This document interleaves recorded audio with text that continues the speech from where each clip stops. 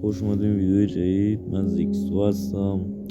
امروز اومدیم با ویدیویی که بهتون قول شده بودم، UMP قرمز و این ست فریستایلی خفن. دوستان اول بهتون ست نشون میدم که ببینم تو کدوم کاراکتره. ست این خوشگلی داره ست فریستایل. ست روی رایدنه، کاراکتر انکبوتیه، اسپایدر ترپ. میبینین که روی هیچ ست نیست، روی خود چیز معمولیه.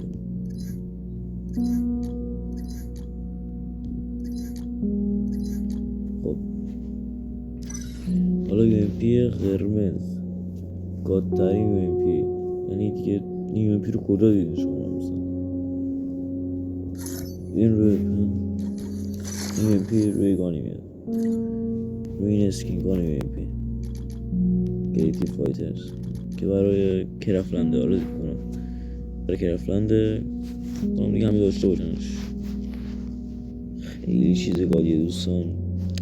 مثلا یه توضیح بهتون بدم، این فایل ها هیچ بنی ندارن، اینکه هیچ بنی ندارن،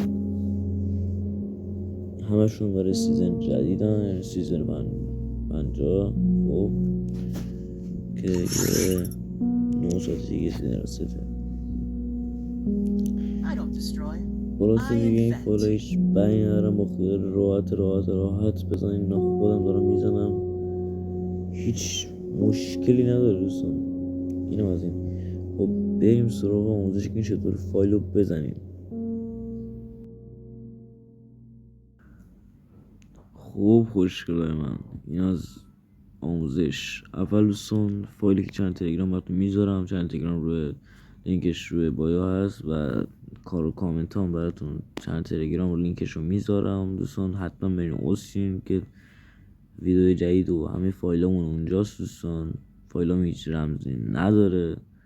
خب وقتی فایل از چند تلگرام دانلود کردیم، حالا تو پوشه دانلود از هر جا که هست، من انتقال دادم به این پوشه.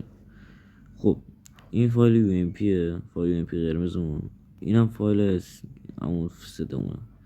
اول فایل UMP قرمزمون رو یه دونه روش میزنیم، استخراج به مکان فعلی رو میزنیم. یه چیز استخراج کام دیتیلز فری فایر، این اصل کاریه. روی این نگه میدارین دوستان، کپی رو میزنین.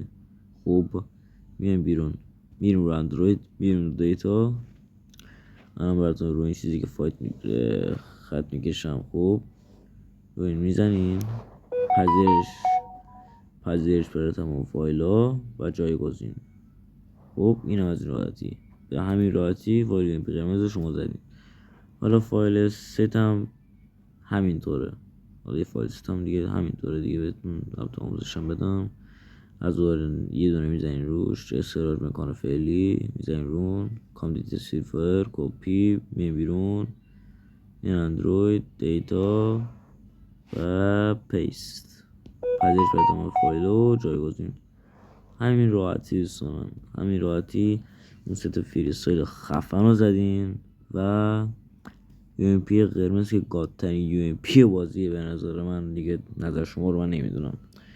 خب دوستان این بود ویدیو امروزمون. خیلی دوستتون دارم. تا ویدیو دیگر، خداحافظ.